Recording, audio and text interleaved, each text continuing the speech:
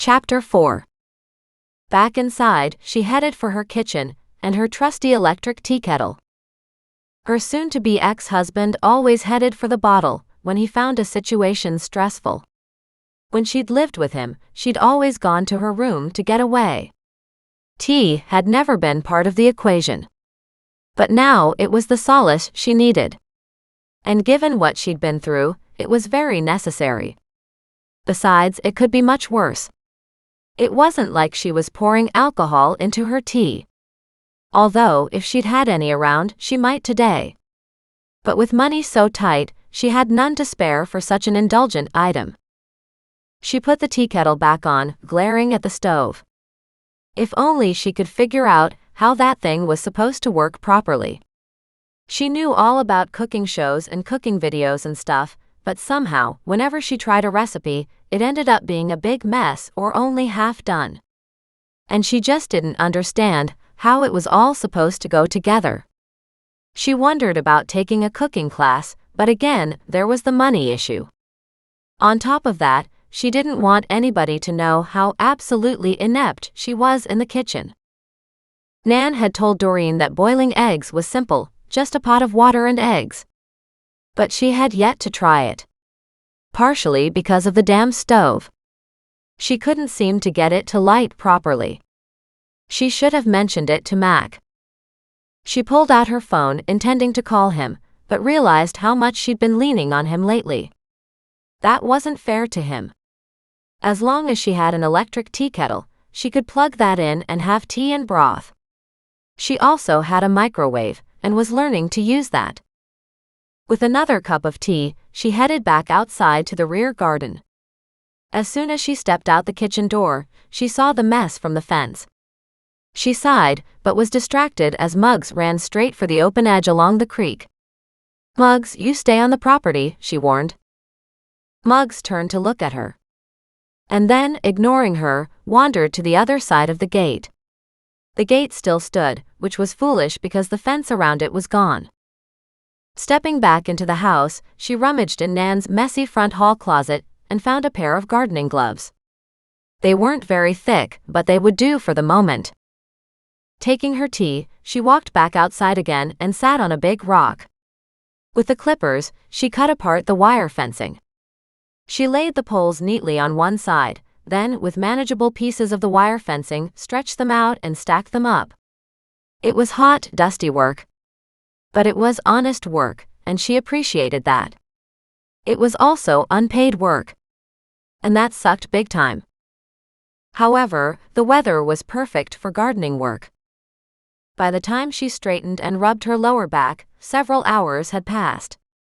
Still, she'd accomplished something. Even if only to unearth a rubber block, an old silt screen she couldn't even begin to understand why Nan had, and a chipped pottery mug. She turned to look around to locate all her animals. Muggs had stretched out on the grass beside her, snoring. Goliath had taken a perch on top of the rock where she'd put her cup earlier. Of Thaddeus, she had no sign. She frowned and looked around. Thaddeus? Thaddeus. No answer. Muggs, where's the bird? Muggs didn't even open an eye. Well, you're no help. She stepped away from the fence line and turned around and laughed. She'd found Thaddeus. He sat on top of the neighbor's fence. He'd chosen the corner fence post hidden behind an overgrowth of bushes, and had perched there, surveying the world around him.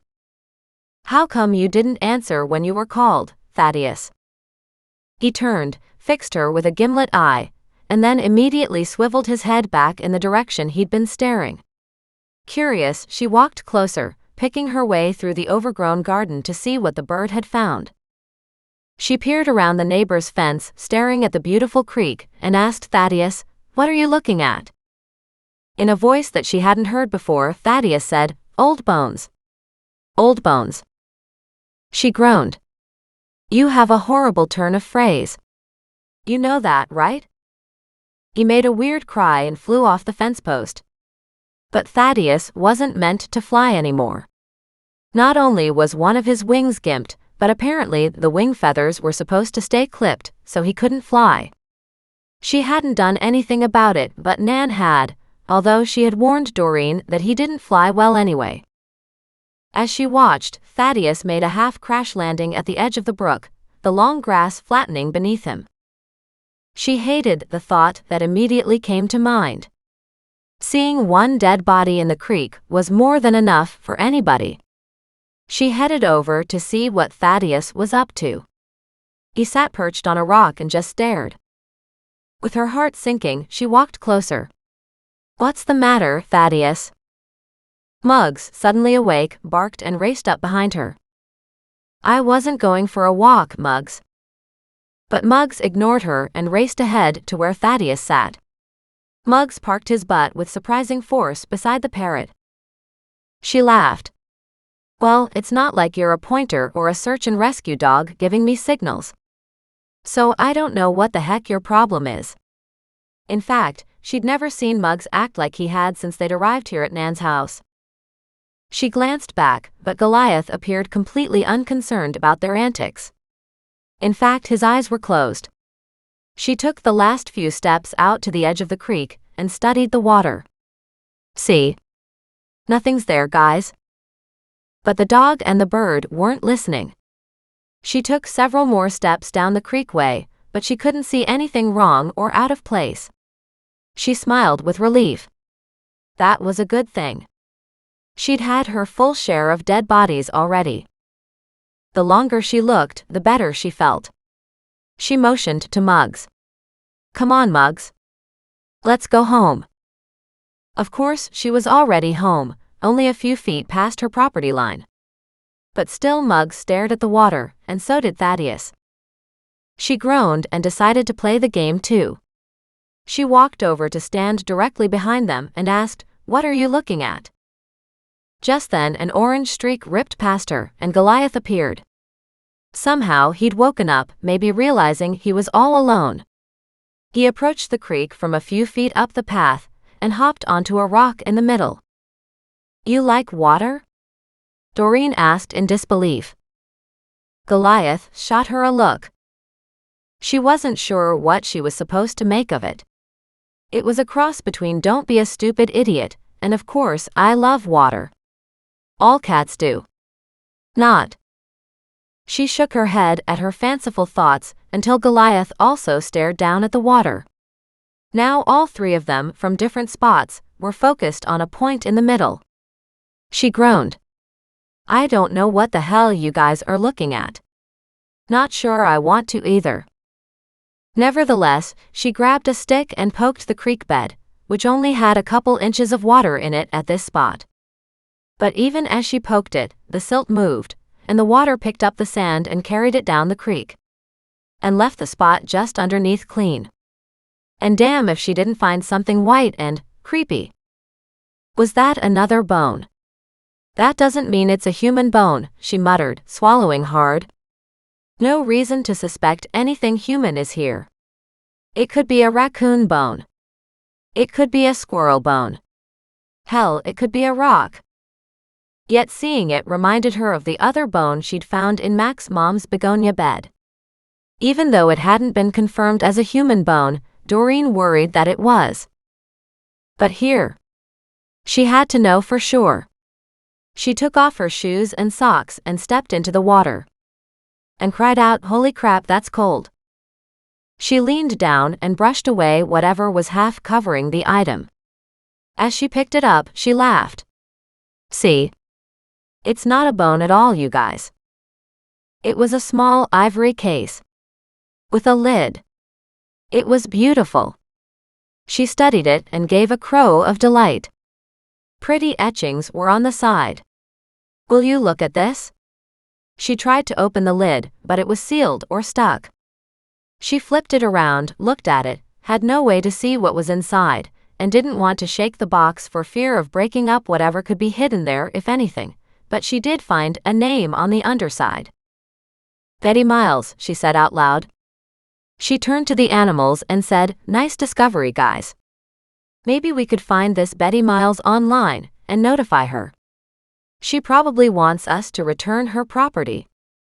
As she stood admiring the little white box, a gruff voice from the other side of the fence beside her called over, "Who are you talking to?" Doreen winced and fell silent. Then finally she gave it up and said, "I'm talking to Muggs, the dog." "Well, what the hell are you talking about that murdered girl for?" Doreen fell silent. She stared at the name on the little white box and then at the fence, where she couldn't see her neighbor standing on the other side. "What murdered girl?"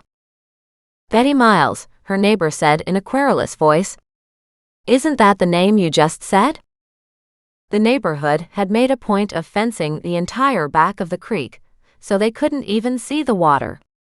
She didn't understand why anyone would do that. "Yes, that's the name. But I don't know anything about her." "Not many people talk about her anymore," her neighbor said. Doreen wasn't sure if the speaker was the husband, who she had met, or his wife. He was an older man. So Doreen suspected his wife was elderly too. There was just enough crankiness to the voice that it could be either one. At the time, there was a big media storm about it all, the neighbor said in disgust, this time sounding more feminine. "Something like what's going on out in front of our houses now. Ever since you found those damn bodies, there's been no peace and quiet here." Doreen winced. "Yes, you're right. I'm sorry about that." "No point being sorry. Just don't do it again.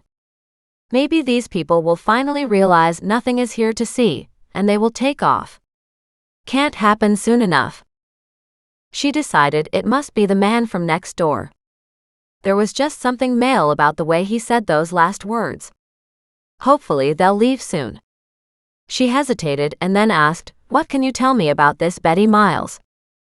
"I'm not telling you nothing. You'll just go off on another wild goose chase and bring the media back down on top of us. Like I need that." The voice faded away, as if he walked toward his house. "Well, can you tell me how long ago she was murdered?" Doreen called out. "At least 30 years. One of the most famous cold cases around here." "Where did she live?" "Not too far from here, in the poorer section of the mission. We were all interviewed by the cops because of that. Damn nuisance the whole thing was. Nobody ever found out who killed her." "I didn't say that, did I? You want to know something, then you figure it out." And the voice fell silent. But Doreen grinned. Solving a cold case was way better than working on her fence and digging into her overgrown garden. Something about a murder mystery caught her attention and held it. She couldn't wait to get inside and find out more.